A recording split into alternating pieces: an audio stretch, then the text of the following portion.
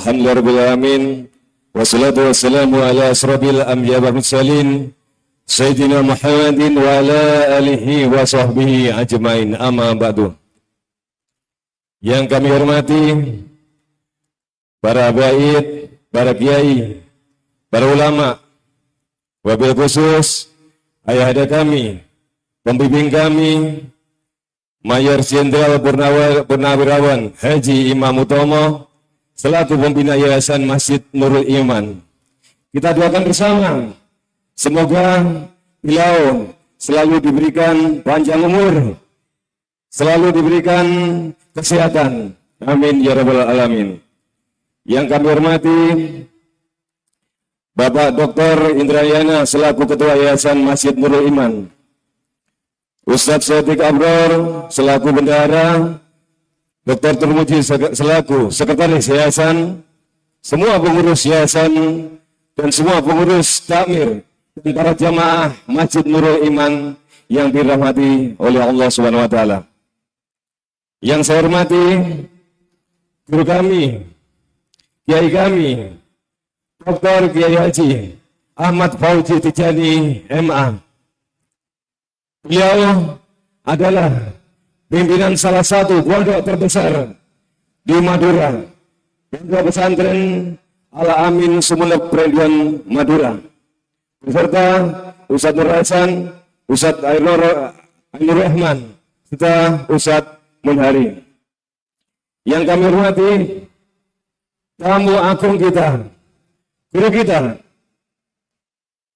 kiai kami, panutan kami, panutan jutaan umat, Ustadz Profesor Dr. Abdul Somad Batubara LCMA PhD. Alhamdulillah, alhamdulillah, puji syukur kita panjatkan kepada Allah Subhanahu wa taala. Karena sampai saat ini kita masih diberikan nafas untuk hidup dan berkumpul dalam masjid ilmu yang sangat barokah ini.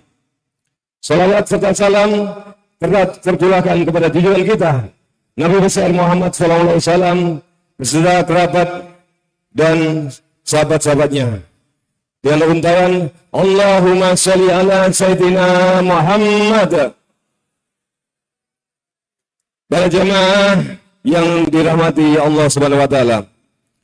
Kami dari Takmir Masjid Nurul Iman pagi hari ini sangat-sangat bahagia karena kedatangan tamu agung Ustadz Abdul Somad yang alhamdulillah pada pagi hari ini adalah hari keempat rusuh beliau dari Pulau Madura. Jalan beliau mulai hari Jumat pagi jam 6 pagi berangkat dari Riau, transit ke Jakarta, langsung ke Surabaya. Dari Surabaya disambut dan didampingi langsung oleh Kiai Haji Ahmad Fauzi Tijani langsung ke Madura, Sumeneb. Dari Sumeneb langsung ke Pamekasan, Sampang, dan terakhir tadi malam di Bangkalan. Dan alhamdulillah ribuan umat menyambut beliau di Madura dengan antusias yang luar biasa. Dan alhamdulillah semoga amal ibadah yang telah diberikan oleh beliau menjadikan amal yang insyaallah barokah bagi kita semua. Kita doakan semoga guru kita Ustadz Abdul Somad selalu diberikan panjang umur, selalu diberikan kesehatan, sehingga ilmunya bisa barokah bagi kita semua. Alhamdulillah kami dari Takmir Masjid Nurul Iman mengucapkan mohon maaf yang sebesar-besarnya. Mungkin dari tempat pelayanan ada yang kurang, kami dari Masjid Nurul Iman mohon maaf yang sebesar-besarnya. Sebelum saya tutup sambutan saya ini, kami akan hadiahi pantun untuk Ustadz Abdul Somad. Dari Riau ke Surabaya beli tomat, Alhamdulillah ternyata bertemu dengan teman. Selamat datang Ustadz Abdul Somad di Masjid Nurul Iman.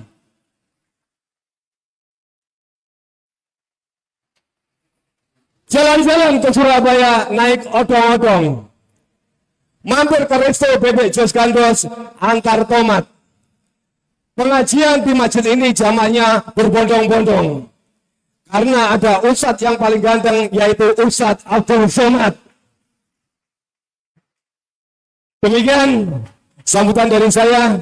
Kurang lebihnya mohon maaf. Saya akhiri. Assalamualaikum warahmatullahi wabarakatuh. Bismillahirrahmanirrahim. Okay. Assalamualaikum warahmatullahi wabarakatuh. Alhamdulillahi wa kafa, wassalatu wassalamu ala al-habibil mujtaba wa ala alihi wa ashabihi ahli sidqi wal wafa. Subhanaka la ilma lana illa ma'allamtana innaka antal alimul hakim. Rabbi syrah li sadri wa yassir li amri wa hlul uqdatan min lisani yafqahu qawli. Anak raja membeli katun, memakai katun, memakan soto. Saya tak lagi berpantun karena sudah dihabiskan Pak Siswanto. Itu sekedar menjawab saja.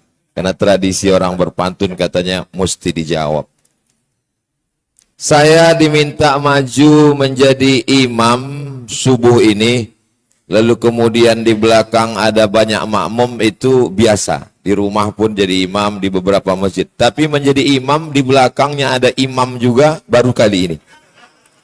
Mohon maaf Pak Imam. Pak Imam Utomo. Pemimpin kita, orang tua kita semua, pembina yayasan. Bapak Ketua Yayasan, beserta seluruh pengurus, hadir juga bersama kita pada subuh yang penuh dengan barokah ini.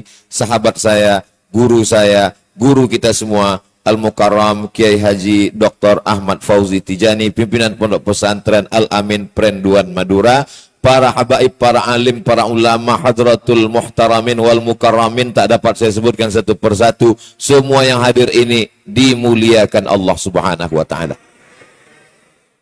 Man shallat subha fi jama'atin, siapa yang salat subuh berjamaah, kana fi zimmatillah, maka satu hari ini dia dalam tanggungan Allah Subhanahu wa ta'ala. Kalau sudah dalam tanggung jawab Allah, sedangkan dalam tanggung jawab ketua masjid aja aman, apalagi dalam tanggung jawab Allah Subhanahu wa ta'ala. Man shalla subha fi jama'atin, siapa yang salat subuh berjamaah, faka'annama shallal laila kullah, dapat pahala seperti salat sepanjang malam. Mudah-mudahan kita dapat pahala seperti salat sepanjang malam. Tapi jangan karena gara-gara hadis ini lalu besok enggak tahajud lagi. Nah, ini bahaya juga memahami hadis secara tekstual. Nanti ada bapak, ibu dibangunkan oleh istrinya, kamu nggak sholat tahajud mas? Kata Ustadz Somad, kalau sudah sholat subuh sama seperti sholat sepanjang malam. Jadi makna sama itu belum tentu serupa. Makna kalimat sama artinya memberi motivasi. Makanya ada seorang imam namanya Al-Hafiz Al-Munziri, dia menulis kitab judulnya At-Targhib Wat-Tarhib. Ada hadis-hadis itu klasifikasinya dua. Yang pertama hadis memberikan motivasi, yang satu lagi hadis memberikan ancaman. Jadi ketika kita mendengar ada kiai, ustadz berceramah, ada seorang yang sangat rajin beribadah, memelihara seekor kucing, tapi tidak memberi makan, maka dia dikutuk, dilaknat sampai masuk neraka. Itu hadisnya hadis tarhib, ancaman, supaya jangan sampai nyiksa binatang. Lalu kemudian ada yang menyampaikan hadis, seorang perempuan, mohon maaf, wanita tunasusila, nakal. Lalu kemudian dia pergi ke suatu jalan, melihat ada sumur. Di samping sumur ada seekor, maaf, anjing yang menjulurkan lidahnya karena kehausan. Lalu kemudian dia mengambil sepatunya, dia ambil air ke dalam. Sepatunya kotor, wanita itu juga wanita yang kotor. Lalu kemudian binatang yang mau dikasih minum juga adalah binatang yang najis, mughallazah, kotor. tapi karena ada kasih sayang dalam hatinya, maka Allah ampuni dosa-dosanya. Hadis ini klasifikasinya adalah targhib, motivasi untuk berbuat baik walaupun pada seekor, mohon maaf, seekor binatang yang haram.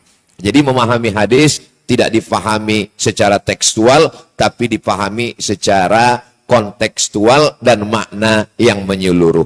Dan itu semua dapat kita fahami kalau kita belajar kepada para alim, para kiai, para alim ulama, sesuai dengan perintah Allah. Fas'alu ahla dzikri, bertanyalah kepada orang yang tahu, in kuntum la ta'lamun, kalau kamu tidak tahu. Jamaah fardu subuh yang dimuliakan Allah Subhanahu wa taala. Mudah-mudahan kita senantiasa istiqomah salat subuh berjamaah. Idza dakhala ahadukumul masjid, kalau kamu masuk masjid, fala yajlis, jangan duduk, hatta yusalli rak'ataini, sampai salat sunat 2 rakaat. Tapi Nabi nggak ngasih tahu nama salatnya apa. Kalau ada orang salat nggak tahu nama salatnya apa, itu ngasih namanya panjang sekali. Tadi kamu sholat sunat apa? Tadi saya sholat sunat apabila kamu masuk masjid maka janganlah duduk kecuali sholat sunat 2 rakaat. Panjang sekali namanya. Maka disingkat namanya menjadi sholat tahiyatul masjid. Tahiyat artinya penghormatan. At-tahiyatul mubarakatus salawatut thayyibatu lillah. Segala penghormatan milik Allah. Masjid ini juga perlu kita hormati. Menghormati masjid bukan sekedar memasang AC, kaligrafi, cantik, rapi, bersih. Menghormati masjid adalah menempelkan kening ke lantai sebelum sholat fardu. Setiap kening kita yang menempel di lantai-lantai masjid ini akan menjadi saksi nanti ketika kita berjumpa berhadapan dengan Allah Subhanahu wa taala.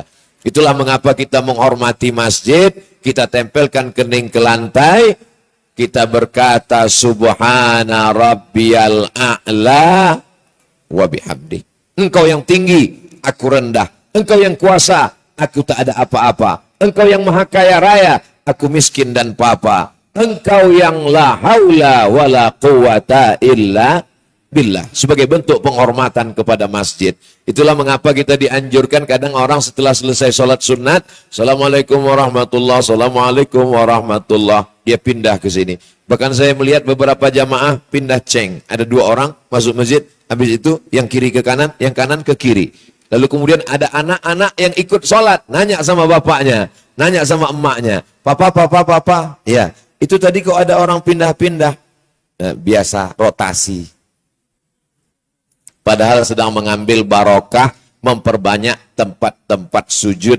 Mudah-mudahan tempat-tempat kita bersujud di Masjid Nurul Iman. Cahaya iman ini. Masjid ini termasuk masjid yang bersaksi nanti di padang mahsyar di hadapan Allah. Abdul Somad pernah sholat di sini. Tahiyatul masjid, qabliyah subuh, sholat subuh. Dan setiap yang diberikan Allah ini semua bersaksi.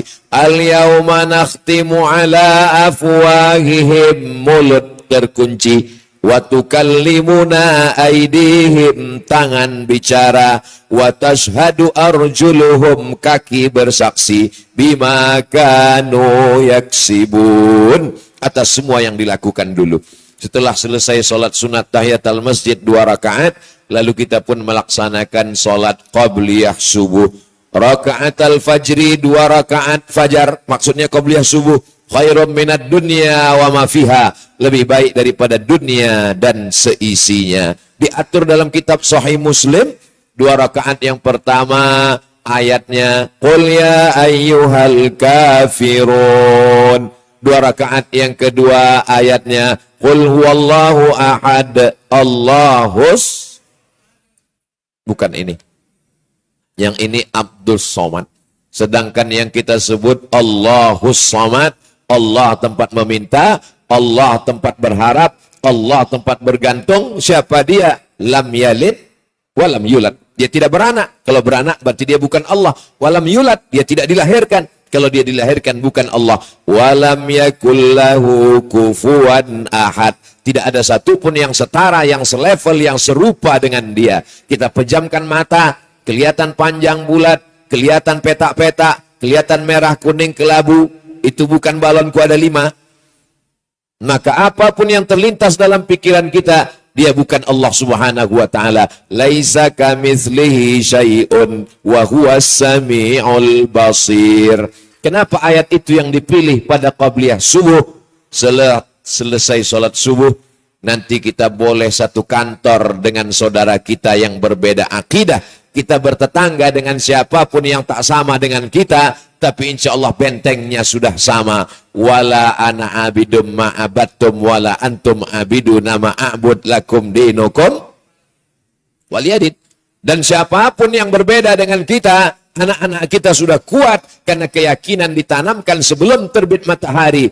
Qul huwallahu ahad, esa, tunggal, tak berbilang, hanya satu. Ilmu yang mensatukan Allah itu disebut dengan tauhid. Tidak ada Lata, Uzza, Manat, Hubal, Jibti, Taghut, Naham. Semuanya kita serahkan kepada Dia. La ilaha illallah. Lalu kemudian setelah qabliyah subuh, Assalamualaikum Ustaz Somad. Waalaikumsalam.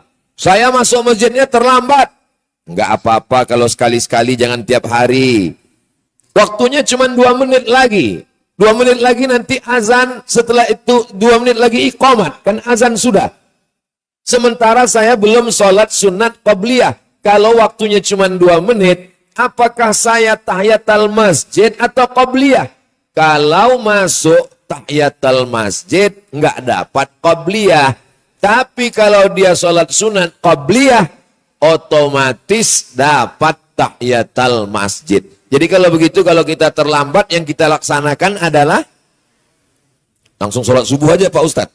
Oh sayang, ada waktu 2 menit, maka kita laksanakan qabliyah. Tapi, sekali lagi tapi, jangan gara-gara fatwa ini, lalu kita ke masjid terlambat terus.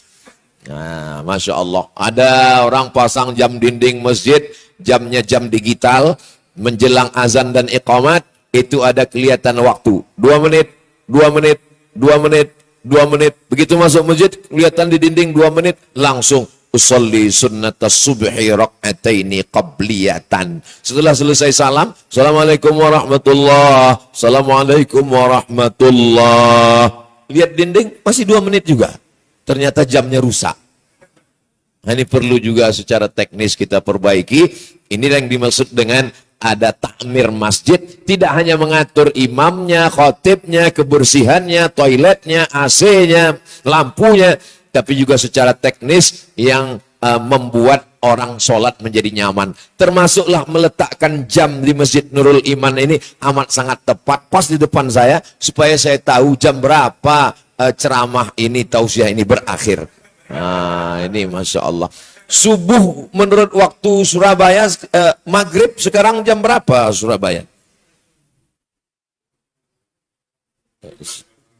Nampaknya jamaah ikhtilaf, jadi saya nanyanya ke Google. Waktu 21, waktu sholat Surabaya jam 5.21. Nah, jadi kalau gitu tausiahnya sampai jam 5.21. Loh, masa Ustadz sholat pengajiannya mengikut waktu maghrib? Ini untuk mudahnya mengetahui jam berapa matahari terbit di Surabaya. Nah, jadi kalau kita tidak punya ilmu matahari terbit, lalu kemudian mudah jurusnya, ingat aja waktu maghribnya berapa. Kalau di Pekanbaru, waktu maghrib di Riau, Sumatera, Pekanbaru jam 6.20. Jadi saya selalu tausiahnya sampai jam 6.20. Kenapa? Karena itulah waktu yang disebut dengan waktu syuruk, dan sholat sunatnya disebut dengan sholat sunat isyraq. Hadisnya hasan dalam kitab Sunan At-Tirmidzi. Man sholat subha fi jama'atin, siapa yang sholat subuh berjamaah, summa qa'ada yadhkurullah, habis sholat dia enggak keluar, dia duduk berzikir mengingat Allah, hatta tatlu asyamsu, sampai terbit matahari, summa yusalli rak'ataini, sholat sunat 2 rakaat, maka dia mendapatkan pahala ka'ajri hajjatin wa umrah, seperti pahala haji dan umrah. Sekarang walaupun uang banyak, kita nggak bisa berangkat umrah. Kenapa? Takut kena swab. Mau berangkat, swab. Mau masuk hotel, swab. Pulang naik pesawat, swab.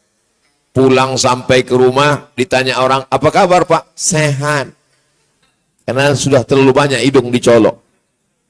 Mohon maaf, jangan tersinggung. Jadi banyak juga orang yang menunda keberangkatannya. Dan bulan Ramadan kemarin guru kita Kiai Dr. Ahmad Fauzi Tijani melaksanakan umroh. Padat sekali Ustaz Somad, sampai berjalan pun susah. Kenapa? Orang semua pada balas dendam karena sudah 2 tahun tidak melaksanakan umroh. Mudah-mudahan panjang umur sehat badan kita bisa melaksanakan umroh. Sebelum kita berangkat umroh ke sana, ada kesempatan yang diberikan Allah supaya dapat pahala haji dan umroh. Salat subuh berjamaah, duduk berzikir mengingat Allah sampai terbit matahari, salat sunat 2 rakaat, itulah yang disebut dengan salat sunat isyraq. Pakai qaf. Tapi kalau pakai kaf isyraq namanya salat syirik. Nauzubillah. Salat sunat isyraq waktunya syuruk, terbit matahari, salat sunatnya isyraq. Lalu kemudian kita pun melaksanakan salat subuh berjamaah. Tidak boleh ada orang maju nyelonong jadi imam kalau tidak dipersilakan oleh imam ratib. Imam ratib adalah imam yang diangkat oleh ulil amri. Seperti di Masjidil Haram, ada namanya Syekh Abdurrahman Sudes, ada Syekh Dr. Su'ud Asyuraim, ada Syekh Mu'aikli, ada Syekh Bandar Balila. Di Madinah Al-Munawwarah ada Syekh Huzaifi. Ini diangkat oleh ulil amri. Jadi ulil amri berkewajiban mengangkat imam-imam ratib. Nabi Muhammad SAW jadi imam. Sahabat Abu Bakar Siddiq jadi imam. Umar bin Khattab sekaligus jadi imam. Tapi ketika Umar bin Khattab merasa tidak mampu, pada salat tarawih beliau mengangkat imam. Itulah dia bernama Ubay bin Ka'ab pada salat tarawih. Jadi tadi kalau ditanya, kenapa tadi subuh bisa Ustadz Somad maju? Itu karena dipersilakan maju. Ustadz Somad maju ke depan. Jadi bukan saya ujuk-ujuk tiba-tiba dong. Enggak boleh. Siapapun yang hadir. Maka ketika saya diminta tadi mau maju jadi imam, Ustaz Somad silakan maju. Kata saya khawatir. Takutnya ada perbedaan dengan jamaah. Saya tidak mau kehadiran saya merusak ukhuwah Islamiyah yang ada di jamaah. Soalnya di beberapa tempat di Pekanbaru, di Sumatera Barat, di Sumatera Utara, itu tidak sama. Walaupun sama-sama sholat subuh, tapi ada perbedaan. Kadang di satu masjid itu bismillahnya sir. Alhamdulillahi Rabbil Alamin. Karena memakai mazhab Hanafi, mazhab Hambali. Yang paling tua Hanafi. Nomor 2 Maliki. Nomor 3 Syafi'i. Nomor 4 Hambali. Mudah cara ngingatnya. Paling tua Hanafi, paling kecil Hambali. Yang tengah itu adalah Maliki dan Syafi'i. Kalau bismillahnya jahar, mazhab Syafi'i. Bismillahirrahmanirrahim. Kalau mazhab Hanafi dan Hambali, sir. Alhamdulillahi Rabbil Alamin. Kalau mazhab Maliki, enggak pakai bismillah sama sekali. Karena Al-Fatihahnya diawali dari Alhamdulillahi Rabbil Alamin. Itu nomor 1. Makanya Al-Quran yang cetakan Maroko, itu nomor angka 1-nya bukan pada akhir bismillah, tapi pada Alhamdulillahi Rabbil Alamin. Jadi saya kebetulan kuliah di Rabat, Maroko, 2 tahun di Darul Hadis. Imam-imam di sana langsung saja Alhamdulillah. Allahu Akbar. Alhamdulillahi Rabbil Alamin. Ar-Rahmanir Rahim. Maliki Yaumiddin. Mimnya pendek. Di tempat kita mimnya panjang. Maliki Yaumiddin. Sedangkan mereka memakai bacaan qiraat Warsh. Sedangkan kita mimnya panjang membaca dengan bacaan qiraat Hafs. Tapi setelah pulang ke Pekanbaru Riau, saya tetap pakai mazhab Syafi'i dan tidak pakai qiraat Warsh. Tetap Bismillahirrahmanirrahim. Alhamdulillahi Rabbil Alamin. Kenapa Ustaz tidak pakai mazhab yang di Maroko itu? Sebab orang di Pekanbaru tidak semuanya paham ngerti mazhab. Saya khawatir dengan kedatangan saya itu, nanti jamaah malah berbisik, bertanya, itu imamnya siapa? Aliran sesat. Kehadiran kita menimbulkan gesekan di tengah jamaah, maka ini dapat merusak persatuan dan kesatuan, walaupun menurut mazhab benar masih dalam lingkaran Ahlus Sunnah wal jamaah. Lalu kemudian setelah itu membaca ayat solat terserah saja. Faqra'u ma tayassara minal Qur'an. Bacalah apa yang mudah bagimu dari Al-Qur'an. Ghairil maghdubi 'alaihim waladdallin. Amin. Kebetulan ingat ayat tentang haji. Wa atimmul hajja wal umrata lillah.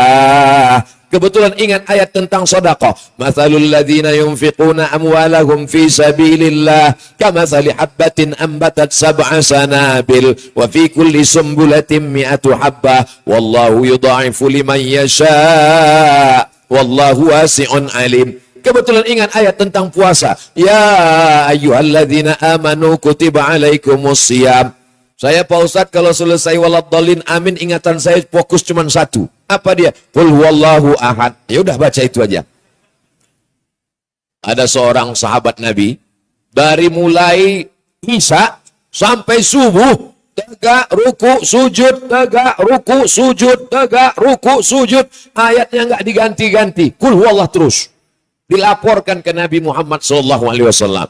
Ya Rasulullah, ya ini ada sahabat kami. Kenapa dia? Ayatnya Qul huwallah terus. Kata Nabi SAW, innaha la ta'dilu thulutsal Qur'an. Satu Qul huwallah sama dengan sepertiga Al-Quran. Jadi malam itu dia sudah menghatamkan Al-Quran berkali-kali. Hadisnya ada dalam kitab Musnad, ditulis oleh Imam Ahmad bin Hambal, meninggal tahun 241 Hijrah. Inilah kitab hadis terbesar. Sebagian ulama mengatakan isinya 40.000 hadis. Nama kitabnya Musnad Ahmad bin Hambal. Hadisnya sahih, bisa dipegang, bisa dijadikan dalil bagi yang istiqomah mengamalkan Qul huwallahu ahad.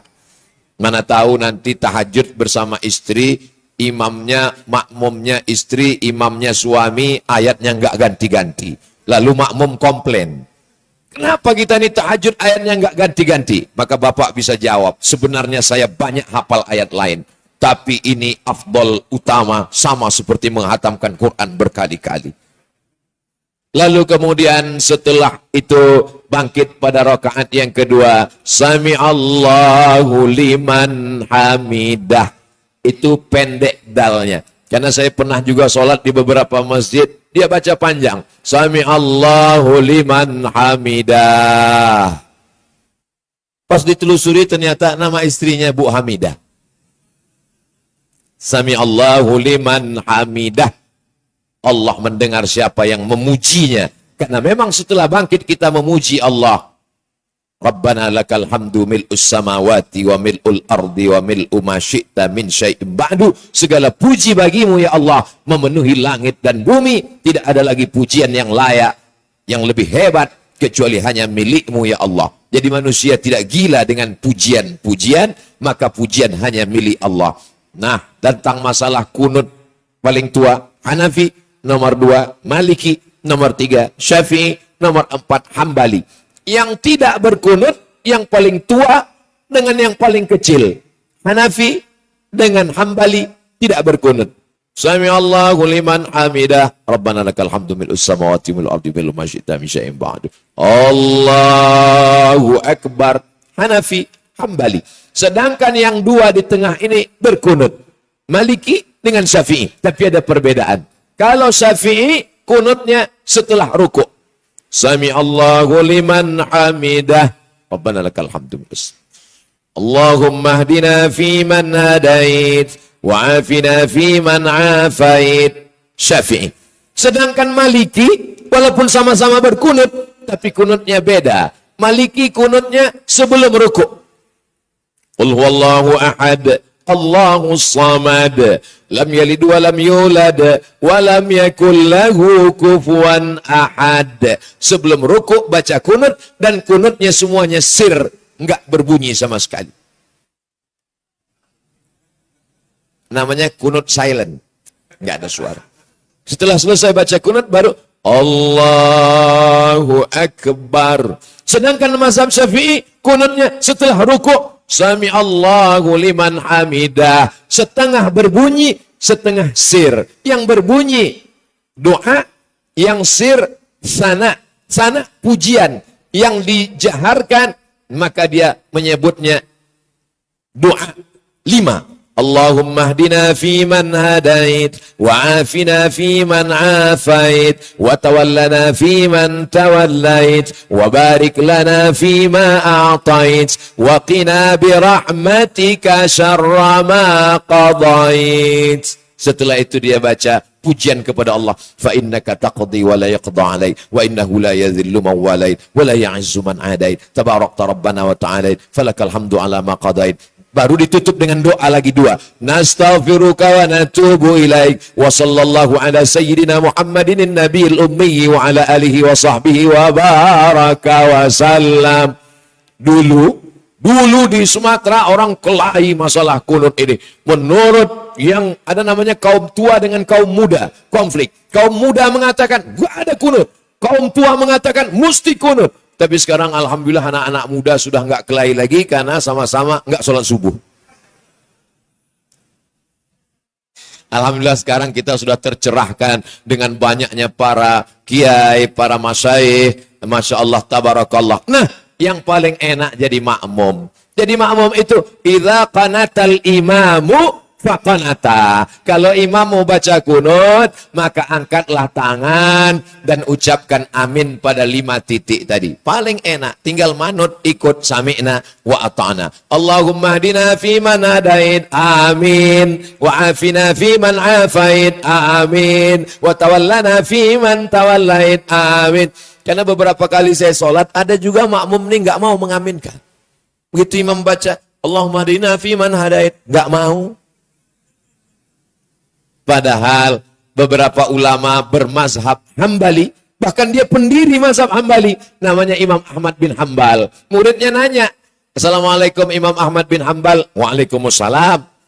Engkau kan bermazhab Hambali? Oh iya, aku pendirinya. Kamu kalau sholat subuh baca kunut enggak? Enggak.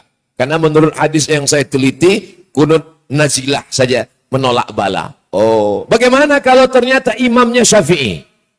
Ini sedang diuji. Kata Imam Ahmad bin Hambal, kalau imammu bermazhab Syafi'i, walaupun engkau mengikut aku mazhab Hambali, saat dia membaca kunut, angkatlah tanganmu, maka aminkanlah. Itulah hebatnya ajaran Islam. Dan Imam Ahmad bin Hambal ketemu dengan Imam Syafi'i. Karena Imam Syafi'i dari kota Makkah, pindah ke kota Madinah, habis itu dia pergi ke Yaman, setelah itu dia pergi ke Baghdad. Di Baghdad dia ketemu dengan Imam Ahmad bin Hambal. Imam Hambali pernah belajar kepada Imam Syafi'i. Setelah itu Imam Syafi'i melanjutkan perjalanannya ke Kufah. Dari Kufah dia kemudian ke Mesir. Tahun 200 di Mesir. 4 tahun di Mesir. Tahun 204 dia pun meninggal dunia di Mesir. Makamnya di Mesir bersama salah seorang ulama bermazhab Syafi'i, Imam Zakaria Al-Ansari. Panjang umur, sehat badan, kita umrah. Setelah itu mudah-mudahan ziarah ke makam Imam Syafi'i, insyaallah. Amin.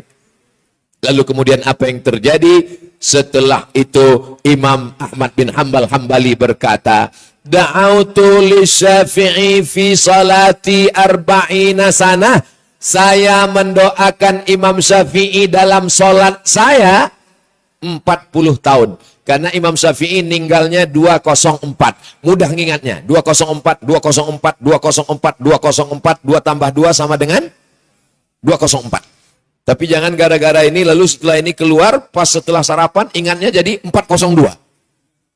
204. Sedangkan Imam Ahmad bin Hambal meninggalnya 241. 241, 241. Jadi jarak mereka jauh sekali, hampir 40 tahun. Ketika Imam Syafi'i meninggal, apa kata dia? Da'autu lisyafi'i. Aku mendoakan Imam Syafi'i sebelum dia meninggal, sampai dia meninggal, sejak kami berteman, bersahabat selama 40 tahun. Doa Imam Ahmad bin Hambal, Rabbil firli wali walidayya wali Muhammad bin Idris Asy-Syafi'i. Ya Allah, ampunkan dosaku, ampunkan dosa kedua orang tua ibu bapakku, ampunkanlah dosa sahabatku dan guruku Imam Syafi'i. Walaupun berbeda mazhab, berbeda cara beribadah, tapi tetap saling mendoakan. Itulah akhlak yang diajarkan salafus saleh.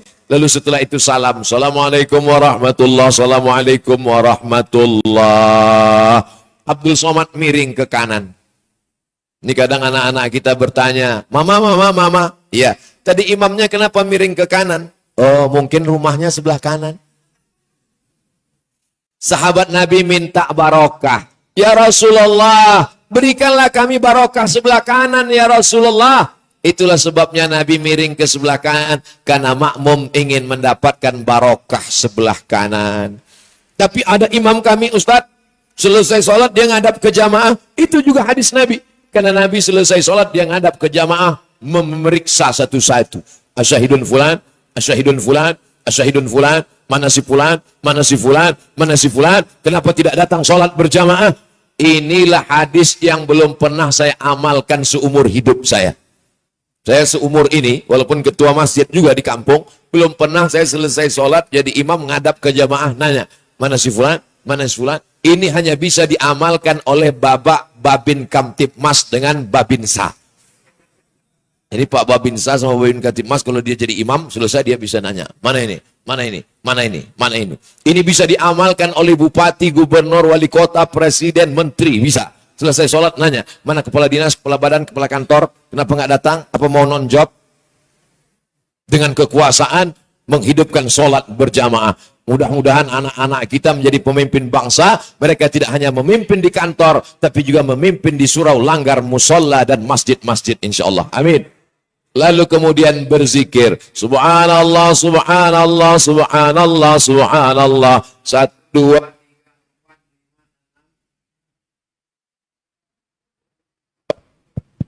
hebat mikrofon. Rupanya kalau waktu habis dia mati sendiri. Luar biasa. Saya habiskan dulu, ada materi dikit lagi nyangkut, belum selesai. Jadi 1, 2, 3, 4, 5, 6, 7, 8, 9, 10, 11, 12, 13, 14, 15, 16, 17, 18, 19, 20, 21, 22, 23, 24, 25, 26, 27, 28, 29, 30, 31, 32, 33. Pas. Jadi bagi yang tidak bawa tasbih, di sebagian tempat ada yang menyediakan tasbih di depan, ada yang menggantungkan di tiang khutbah, mimbar, ada juga yang nyangkutkan tasbih di kaca mobil, nggak pernah dicopot sampai ninggal. Kita memakai tasbih untuk menghitung alat zikir. Ada juga tasbihnya seperti tasbih yang digital. Jadi tidak lagi pakai tasbih kayu, kaca, permata, tasbih digital yang ditempelkan di jempol dan dipencet. Cuman saya heran beberapa jamaah mencetnya cepat sekali. Smos. Tentu makharijul hurufnya tepat juga. Subhanallah, subhanallah, subhanallah, subhanallah. Masalah ini ada mazhab yang mengatakan kalau makmumnya sudah paham, maka zikirnya nggak perlu kuat lagi karena makmumnya sudah ngerti. Loh, kenapa Ustaz tadi zikirnya kuat? Karena saya tidak tahu bahwa makmumnya sudah ngerti semua. Mungkin ada yang mu'alaf kemarin baru masuk Islam, nggak ngerti bacaannya apa. Dan ada anak-anak kecil yang dibawa oleh ibu bapaknya, anak ini sedang belajar. Nanti kalau anak ini pulang, nanti orang tuanya nanya, tadi kamu sholat di Masjid Nurul Iman? Iya. Yang jadi imam siapa? Ustadz Somad. Habis sholat tadi dia zikir? Iya. Bacaannya apa? Dia belum tahu bacaannya. Jadi sebenarnya saya zikir jahar tadi untuk mengajar mu'alaf yang baru masuk Islam, untuk anak-anak supaya dia menghafal. Adapun bapak ibunya yang sudah tahu lama, itu tidak perlu diajar lagi. Tapi ada yang perlu dijelaskan. Sebelum saya angkat takbiratul ihram tadi, saya ingatkan semua jamaah, sawus sufuf, fa inna taswiyatas sufuf min tamamis shalah. Luruskan shaf, luruskan shaf. Karena lurusnya shaf itu bagian dari kesempurnaan sholat. Pertanyaannya, apakah jamaah sudah tahu bahwa shaf itu mesti lurus? Sudah tahu. Kalau sudah tahu, kenapa dikasih tahu terus? Sunnah. Belum pernah saya dengar lagi waktu sholat, tiba-tiba imamnya ngomong, jamaah saya nggak perlu ngasih tahu, kalian udah tahu semua kan? Artinya memberitahu secara terus-menerus itu adalah sunnah. Jadi kalau ada imam kita membaca zikir jahar atau sir, bagian juga dari ikhtilaf dalam ahlus sunnah wal jamaah. Majtama'a qaumun, sekelompok orang berkumpul, fayad'u ba'duhum, berdoa satu orang, wa yu'minuhum sa'iruhum, yang lain ngaminkan. illa ajabahumullah. Doa mereka dikabulkan Allah. Hadisnya sahih. Berkumpul, satu orang berdoa, yang lain ngaminkan, maka doanya dikabulkan Allah. Tadi kenapa Ustadz berikan mikrofonnya kepada guru kita Kiai Haji Dr. Ahmad Fauzi Tijani? Beliau senior saya. Secara kuliah di Al-Azhar beliau sudah sampai 96. Saya baru datang 98. Lalu kemudian ketika di Sudan S3, beliau sudah doktor duluan, jauh lebih awal. Saya belum daftar. Secara murid, secara santri, beliau Masya Allah muridnya di mana-mana. Saya merasa beliau senior saya, guru kita semua, maka lebih afdal kita berikan kepada orang yang menurut semengetahuan kita dan berhusnuzan kepada Allah. Itulah maka kita minta barokahnya, lalu kita pun mengaminkan. Kita tinggal aminkan saja. Dan doanya mesti jelas. Alhamdulillah doa yang beliau baca jelas sekali. Doa minta ampunkan orang tua. Allahumma fir lahum warhamhum wa'afihim wa'fu anhum wa akrim nuzulahum wa wasi' madkhalahum. Doa minta supaya anaknya soleh dan solihah. Rabbana hablana minas solihin. Karena ada juga sebagian imam kadang baca doa enggak jelas. Allah fiddin. Allah jasa. Allah maut. Maut. Anak-anak ini kadang nanya, dia pulang ke rumah. Mama. Tadi imam tuh kok ngomong maut-maut terus? Karena ada serangan Rusia ke Ukraina. Alhamdulillah. Saya, Al-Fakir Abdul Somad, tidak pernah menghafal doa pakai ngelihat teks. Belum pernah. Allahumma inna nas'aluka salamatan fid din wa afiatan fil jasad. Lalu kenapa hafal? Karena sering dibawa orang tua ke masjid, imamnya baca doa, otomatis anak-anak kita ini menghafal. Banyak surat-surat pendek yang kita hafal, bukan karena kita hafal baca, tapi karena sering kita dengar. Jadi sebenarnya sholat berjamaah di masjid adalah bagian dari dakwah, bagian dari belajar, melihat gerak, bagaimana letak kaki imam, bagaimana imam mengucapkan salam, bagaimana ketika sampai salam. Salam itu hadisnya bukan Nabi yang menjelaskan, makmum di belakang. Assalamualaikum warahmatullah. Apa kata sahabat Nabi di belakang saat meriwayatkan hadis ini? Saat Nabi mengucapkan salam, kami melihat bayadha khaddihi, kami melihat putih pipi Nabi. Assalamualaikum warahmatullah.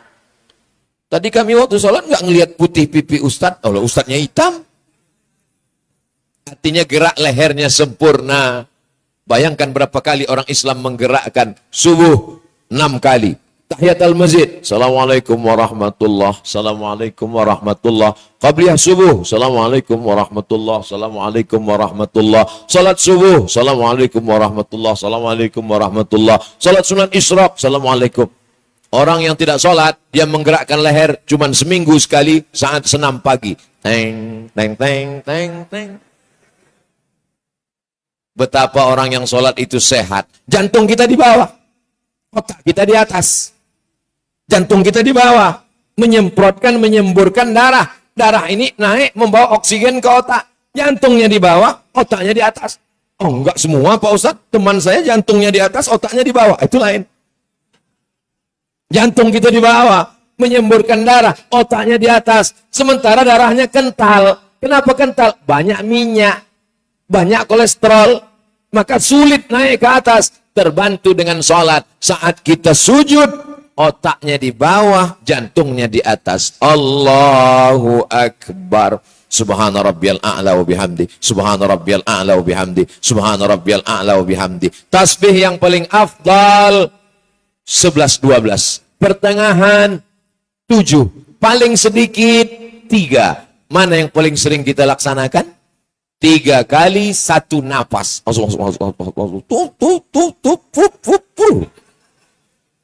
Jadi kalau ada orang mengatakan, katanya kalau kita sholat sehat Pak Ustadz, kenapa kita sholat tapi nggak sehat?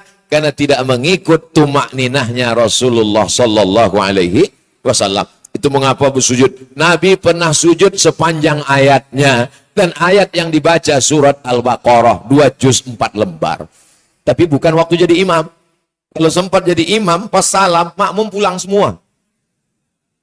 Saat tahajud malam, bersujud berlama-lama, wajah cerah terang benderang. Kenapa? Karena cukup asupan oksigen yang dibawa oleh darah, disemburkan oleh jantung, naik ke otak. Dengan sholat, sehat on time tepat waktu, sehat bersahabat berjamaah, sehat secara fisik, sehat secara mental, karena dia sudah serahkan semuanya pada Allah. Inna sholati wa nusuki wa mahyaya wa mamati lillah. Itulah yang dapat disampaikan oleh Al-Faqir Abdul Somad. Terima kasih segala perhatian. Mohon maaf segala kesilapan dan kekhilafan. Wallahul muwaffiq ila aqwamit thariq. Mudah-mudahan kita diberikan barokah umur, anak soleh dan solehah, diberikan istiqomah iman dan Islam, dijadikan orang yang khusyuk beribadah, dunianya bahagia, akhiratnya masuk surga bersama Nabi Muhammad sallallahu alaihi wasallam.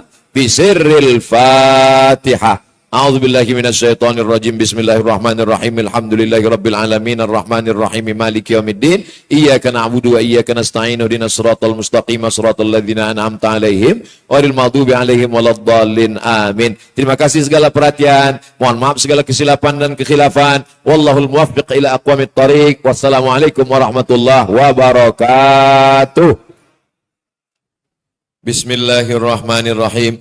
Dengan mengharap rahmat dan ridha Allah Subhanahu wa taala, kita resmikan program tahfiz Masjid Nurul Iman, Komplek Margorejo Indah, Surabaya pada tanggal 23 Mei 2022. Allahu Akbar. Allahu Akbar. Allahu Akbar.